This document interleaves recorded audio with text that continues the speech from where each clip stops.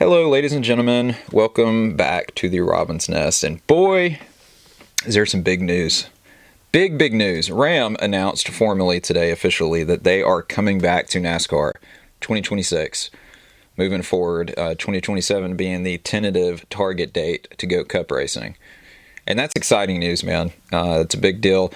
If you'll notice that every brand or OEM that's come into the sport over the past, it'd just be Dodge and Toyota. They started in the Truck Series first and then eventually moved up to Cup. And so that appears to be the case once again. And that's exciting. The Italians are coming to NASCAR. And I say that tongue-in-cheek because a lot of people, at least that I've talked to this morning, don't remember that Dodge, Chrysler, Ram were bought out by Fiat years and years ago.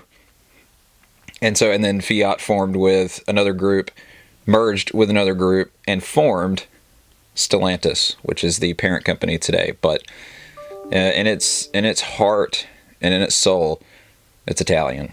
Used to be American, but it is no longer. Which I don't have a problem with that. To be clear, I love Italy. I love Italian people. Love their culture. Love their cars. Come on, Ferrari. It may be cliche to say it's one of the best brands ever made. So, anyways, if you enjoy listening to me ramble on and on about motorsports and cars, make sure to like, subscribe, leave a comment, turn on notifications, the works. If you're interested in die-cast cars, t-shirts, hats, racing memorabilia of any kind, make sure to check out our eBay page. The link is in the description. 10% sale, site-wide, page-wide, our store-wide, whatever you want to call it, for the next month or so. So check that out. Without further ado, let's get into it.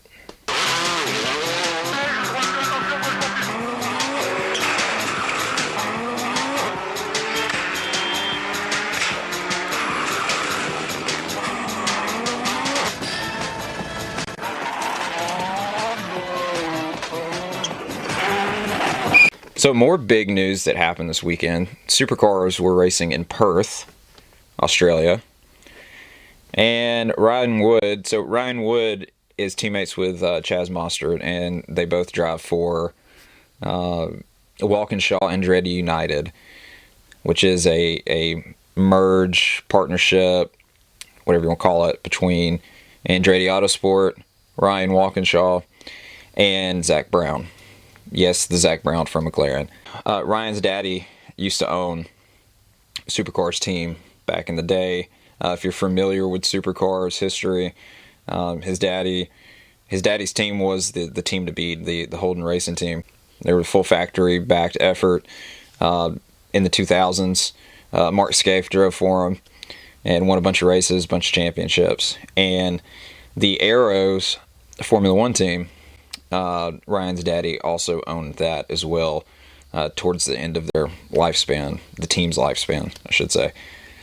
And so, anyways, they run Fords now, and they're pretty good. They're pretty good, but it's kind of hit or miss.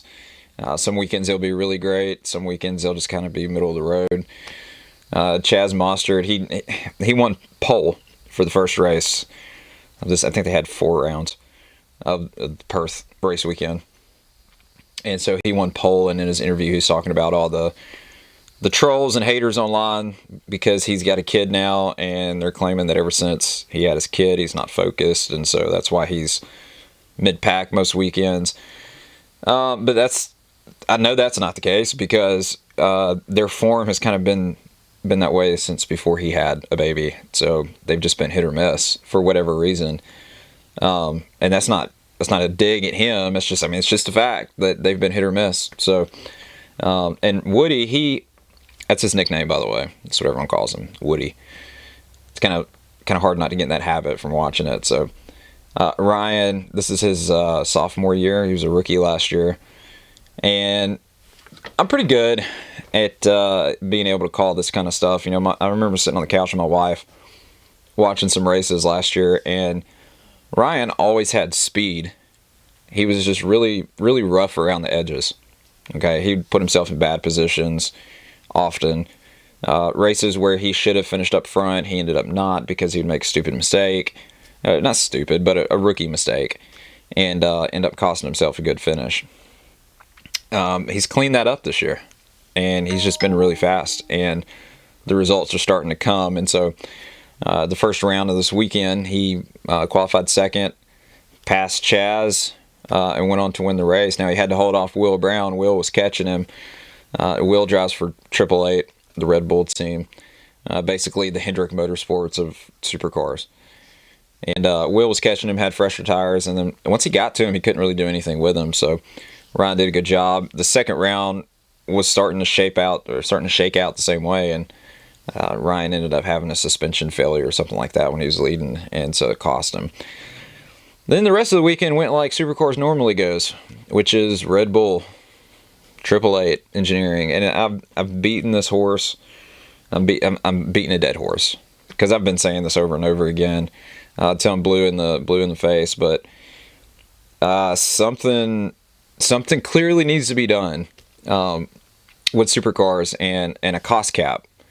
I personally think a cost cap would fix the problem, but the fact that 888 is, and they have been. Look, when I started watching supercars, I was a kid, so we're talking back in the early 2000s. Okay, the 888 team has essentially been the team to beat ever since they showed up. Okay, and this was back before Red Bull. This was back when they were the Vodafone team, and back when they were, I can't remember what their sponsorship was before that, some sort of electric company, and they were running Fords back then. But they're always the team to beat, and I look at that the same way that I look at Hendrick and NASCAR, which is that's probably due to the fact that they can outspend everyone essentially 2-1.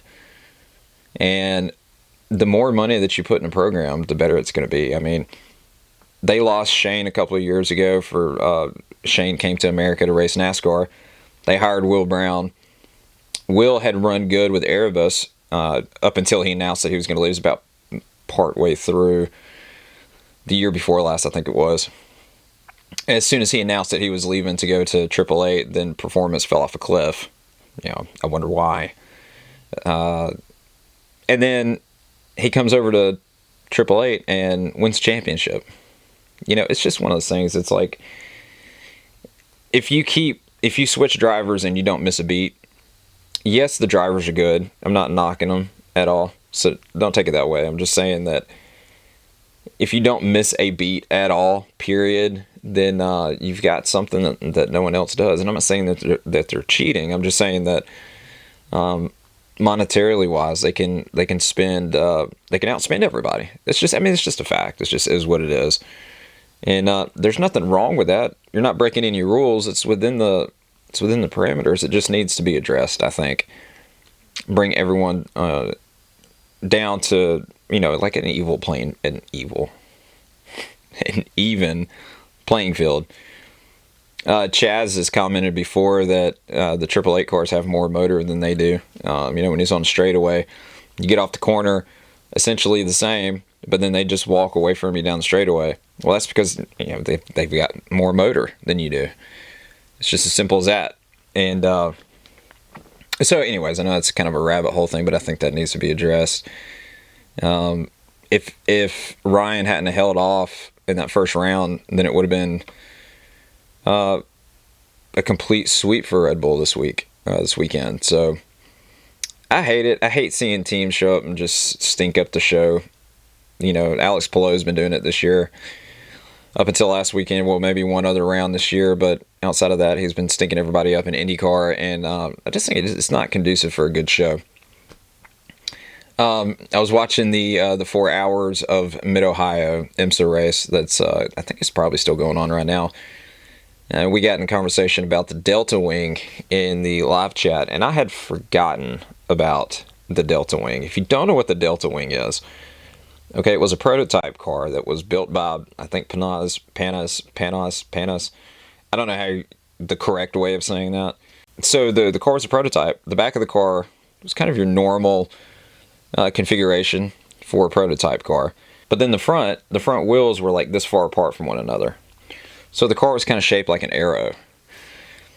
And I remember when they first brought the car out, and they struggled big time with it, trying to figure out all the kinks and get it all worked out. And they finally started to, and I kind of lost. I didn't lose interest. I just kind of lost touch with sports car racing there for a little while, and didn't really pay much attention to it. And so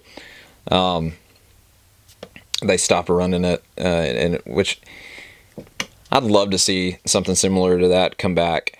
I know they kept saying that they were going to try to incorporate that technology into cars in the future and stuff, but I don't think it's ever actually been incorporated into anything else.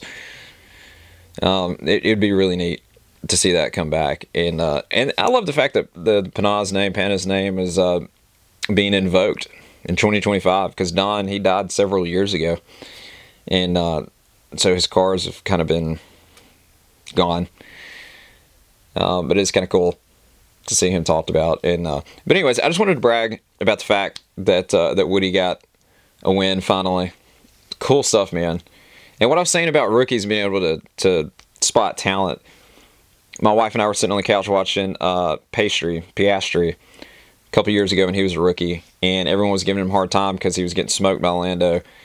But I remember at Spa, he got wrecked in like the first corner, and I told my wife, I was like, you see how aggressive he is? Okay, and he's got speed. He was just making a lot of mistakes. When I told my wife that year, I was like, he's going to be good, and look at him now. He's better than Lando is. He should be the number one driver in the team, in my personal opinion. But anyways, that's it. Dodge is back, baby. How cool is that? The Italians are officially in NASCAR. Pretty cool stuff. Pretty cool stuff, I gotta say. Oh, by the way, one more thing, speaking of NASCAR. I watched Euro NASCAR this morning. I've watched Euro NASCAR a few times.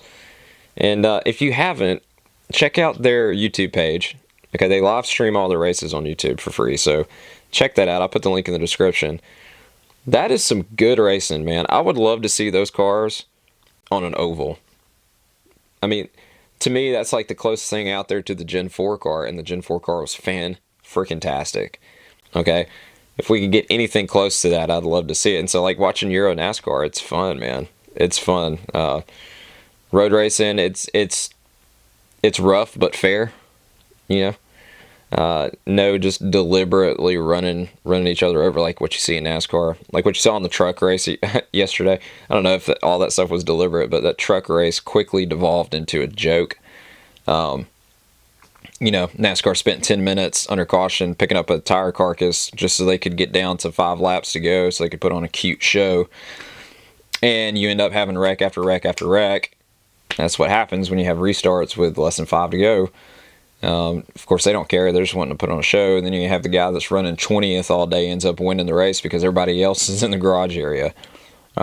Just nonsense. Nonsense. But you don't really see any of that in Euro NASCAR. You don't really see any of that in the Canadian NASCAR series, which used to be called CASCAR, by the way, for those who don't remember. But anyways, that's it. I appreciate you watching.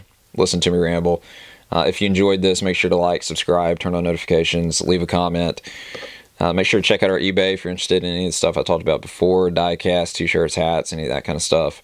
You guys are awesome. Love you. We'll see you next time. Peace. És 100 fölfele. 100 fölfele, jobb 2 tempó, 20-ra bal 2 tempó, 25-ra bal 2 tempó, 25-re bal 2 szűk, bal 2 szűk, és bal 2, majd 50-re jobb 2, itt a bal 2, és 50-re jobb 2, majd szűk 50-re jobb 3 az aszfaltra, szűk 50-re jobb 3 az aszfaltra.